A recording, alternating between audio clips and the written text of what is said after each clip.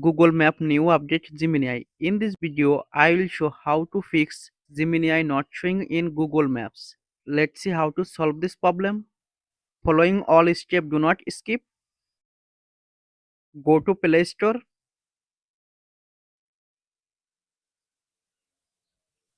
Click on search bar.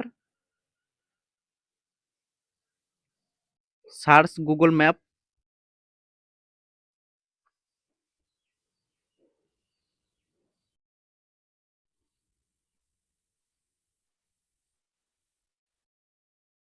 Update Google Map if available on Play Store or App Store.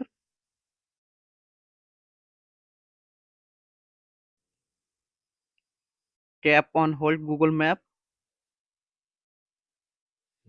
Click on App Info or I button.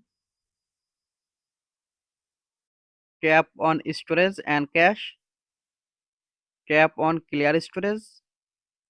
Tap on Delete. Click on Permissions.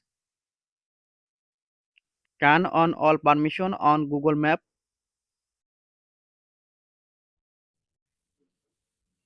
In this way, you can solve this problem Google Map Gemini not showing problem. Thanks for watching. Don't forget like and subscribe.